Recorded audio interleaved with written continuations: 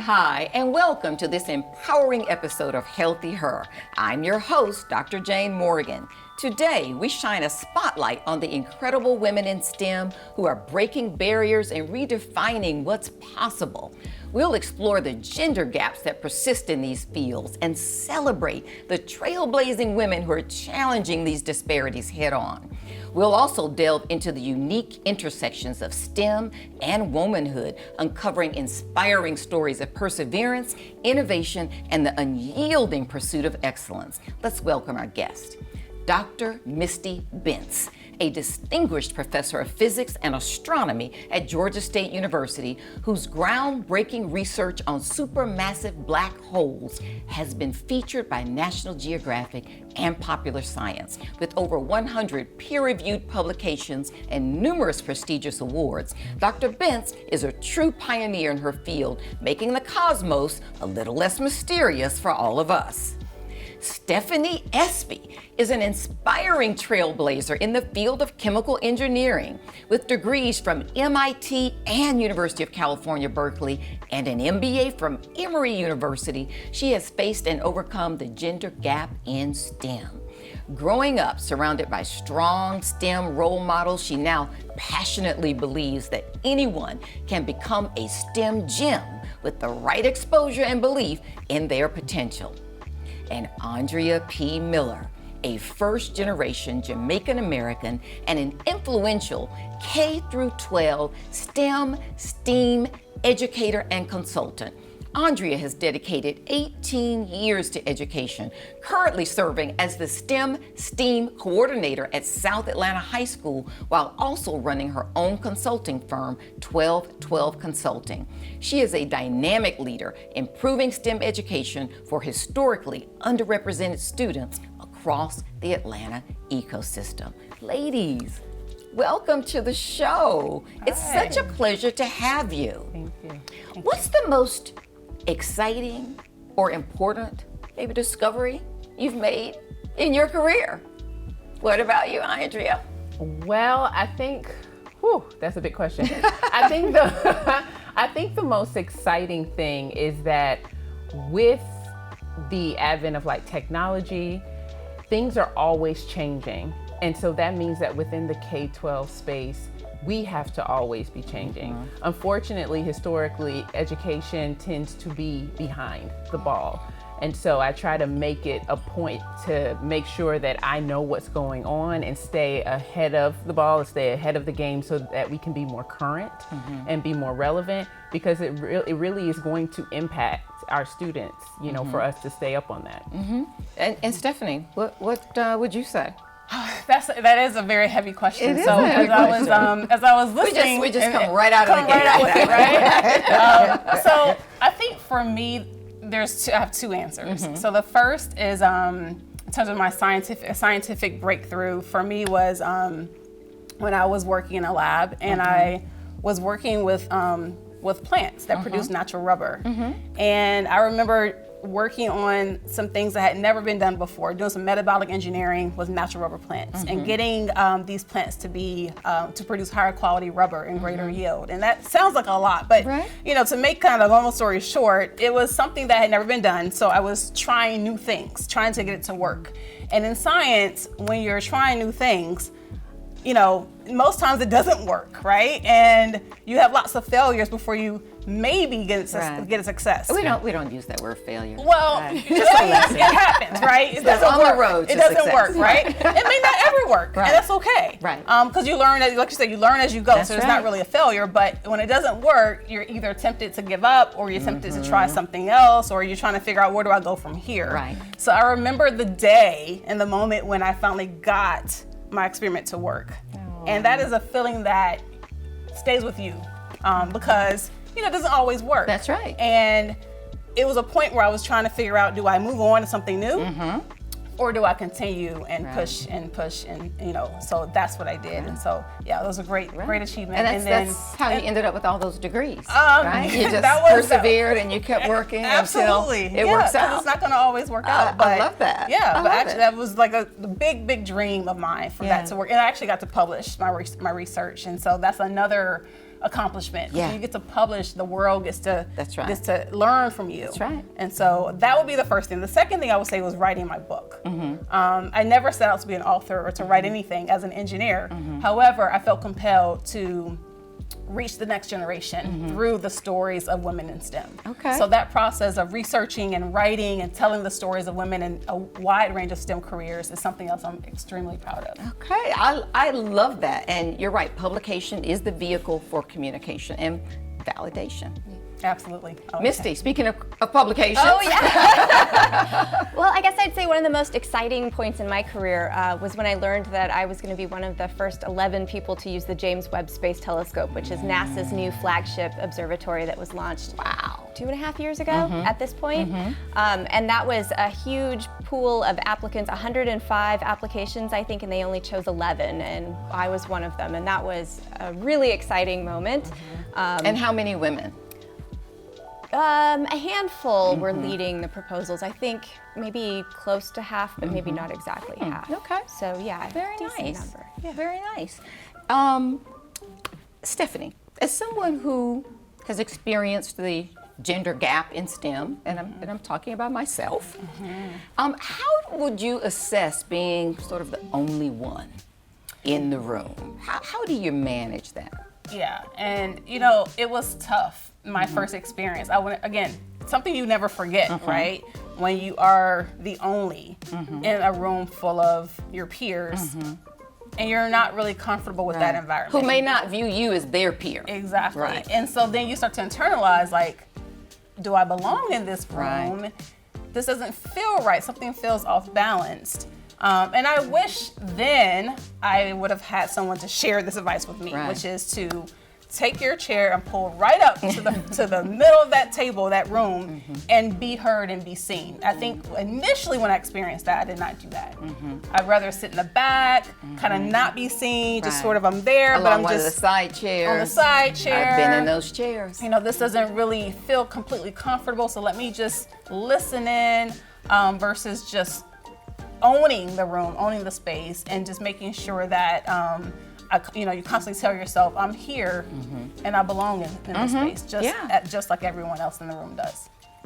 Andrea, can you tell me about the impact your work is having, K through 12, on STEM and STEAM, and what you hope to bring forth with this work that you're doing? Because you're really working directly with students. I am. I'm working directly with students, and to be perfectly honest, I work at the intersection of students, teachers, school leaders, district leaders, partners, and so it's a very exciting space because I oftentimes have to bring all of these worlds together.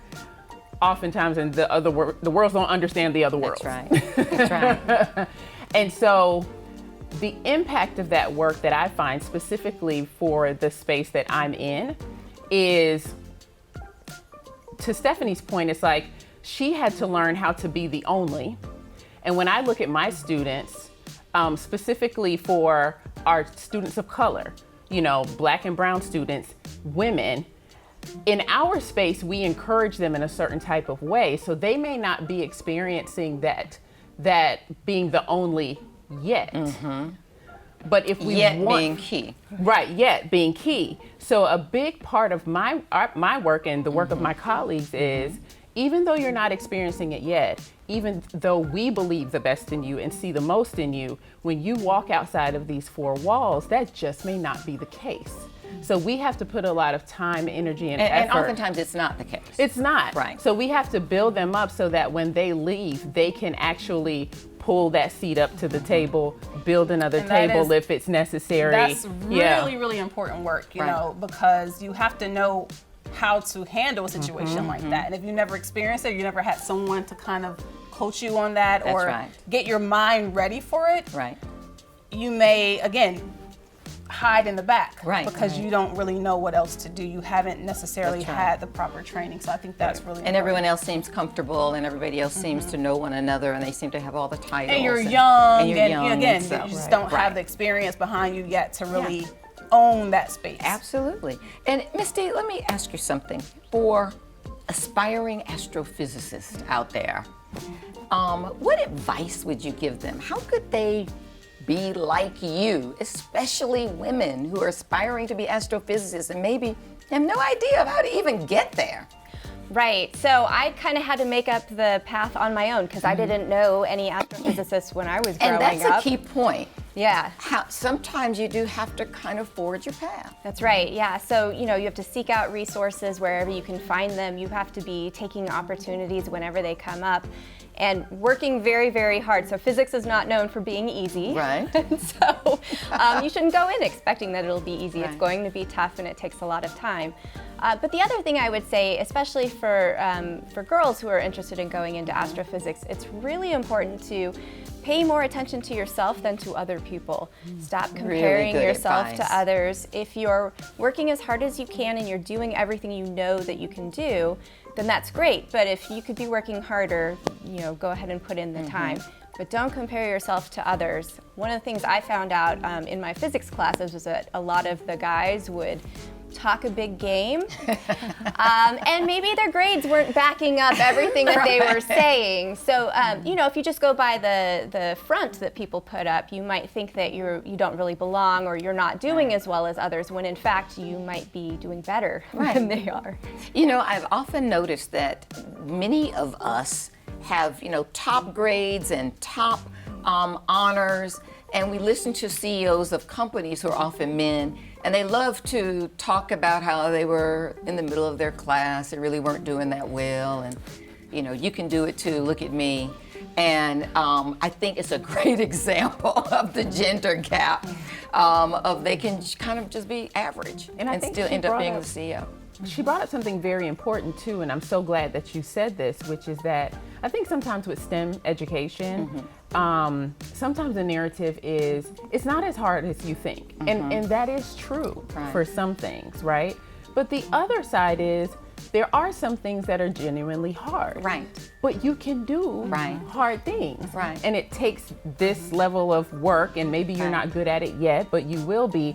So I think it's just empowering And sacrifice and people. discipline Absolutely. to do it. And To know support. that you can. Yeah, I don't You think can any tackle hard woman in things. STEM would say, "Oh, it's so easy." If it's easy, everybody would do it, right? No one would agree. Like every class I've ever taken has been easy. Right. However, it's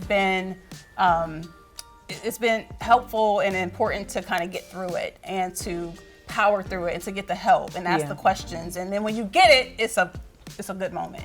That brings me to, just in STEM, there's so many unsung sheroes, right? That have had to undergo microaggressions and dismissiveness, and all of us probably have experienced it as well. It hasn't gone anywhere. We're trying to make inroads. How do you, I'll start with you, Misty, how do you manage implicit bias, and how do you mentor women who are coming behind you or under you and are admiring you, and yet it's really hard, but you're making it look easy? How do you talk to them about, right, that implicit bias, what it looks like on the outside versus what it really is on the inside? Yeah, so I find it's helpful to be just very honest with my students. So if I'm working in a one-on-one relationship with an undergraduate or a graduate student, I share some things about the challenges that I've faced along the way. I don't want to overwhelm them, so I don't necessarily tell them everything all up front. But I give them some examples of things that I've had to deal with in the past and that they might need to watch out for in the future as well. But the other thing that I do, every time I walk into a classroom for the first time, I use my full titles. I give them all of my degrees. I tell them where I went to school. I give them my list of publications. I set out my credentials at the very beginning of a class. And that's because I'm not what most students expect when they walk into their astrophysics class. I'm not the person they expect at the front of the room. I still occasionally get mistaken for a student at work here and there. Congratulations. Oh, yeah, thank you. I don't think it'll last much longer. But I find it's helpful to really sort of present my authority up front to sort of set the tone for the class. I always dress up extra on the first day of class as well. Really just to sort of make it clear why I'm the person at the front of the classroom and why they should perhaps listen to what I have to say before we have a chance to get to know each other and trust each other a little bit more. I like that. And what about, Andrea, what do you think about people who are coming behind you? I mean, you're working, more closely maybe with students than others. So you probably have people looking up to you that you're not even aware because you're so much there in the mix. So Yeah. what do you think about people who are sort of, I kind of want to be like you? Yeah, I think I talked and build a lot of relationships with my students, both male and female, of course. And one of the things I tell them is that unfortunately, sometimes people who share something with you, whether it's like the same race, the same gender, or what have you, sometimes they can be a stumbling block as well, unfortunately. So when you're in a space where there's very few seats for a certain group, sometimes what happens is this type of competition. And so when someone makes it to that table, they then are concerned with self-preservation, and they may not be actively thinking about how to get more people at that table. And it's not on purpose, it's the way the system has been built. Self-preservation, but it's within every corporate. It's survival of the fittest. And so you really have to really actively make a conscious decision that if you are a woman, if you are a person of color, that you're going to turn around and you are going to try and create, come on, you can scoot right here, we'll make some space, because that is actually, what it will take to move things. And it doesn't have to be a woman helping a woman. A man can create space for that woman, A person who's not of color can create that space. And so I try to share a lot of that with students, and also to be very transparent. I've had amazing women in particular, and just allies in general, who've allowed me to ask things and get information. Is this the right rate to charge? No. You need to add this many more. Thank you. Because if not, you're just kind of just spinning your wheels, and you need people to be upfront with you about things like that. So yeah, that's what I share with a lot of the students, and try to be that for them too when they reach out. Stephanie, balance. That's a word, it's a loaded word that we all try to manage, especially as women in STEM field. Is that achievable, or is it just really a minefield? Yes, I know plenty of women who are able to balance. These women on either side of me, as examples, but myself included. So, it gets difficult at moments, right? I am the mother of a beautiful 10-year-old daughter, so of course she takes up a lot of my time in addition to my work. However, creating spaces for yourself to have that balance, to find environments and things that give you, make you happy, and that you to help you stay a well-rounded person. I think we're multidimensional people, and so growing up, I was heavily into theater, into art, into music, modeling. I did a lot of different things. I was a musician, so these are things that are still with me. They don't just go away. It's nice to have a balance and to really massage those interests as well as my career, as a STEM educator right now. So I think balance is the key, right? To have a long, happy, meaningful life. And without it, it's just not gonna be a fulfilling, I think, lifestyle. So I think it's super, super important. And Misty, what would you say to that? I mean, same question, balance and demanding career, male dominated, trying to meet expectations, but you've got other things that you're trying to do. I've heard people say, at times I've been a good mother, at times I've been a good employee. I've never been both. So what would you think? Yeah, so I don't have any children. Stephanie and I were actually just talking a little bit earlier. Well, mother as a euphemism. Friend. But what that means is that when I took this week off from work, I was able to spend it baking some sourdough bread and going and rescuing native plants at a development site and putting them in my own garden, and sitting in my driveway in the dark playing with my small telescope at night trying to get some pretty pictures of spiral galaxies and things like that. I really love that. What I've found is very important for me is that I need to carve out specific chunks of time and don't do any work work during that Right. time. So I can give myself a break and just allow myself to rest and recover a little bit, because it is a very demanding job. I work way more than 40 hours a week. I think this will be my 1 week of vacation time this whole year at this point. And I have students I'm relate. responsible for. I have grants that I'm managing. Even when I'm not teaching classes, I'm working full-time, more than full-time, I should probably say. So really putting some boundaries in place and protecting bits of time for yourself, it takes a lot of practice and you feel guilty at first, but it's incredibly important for making sure that you stay sane and healthy. Yeah.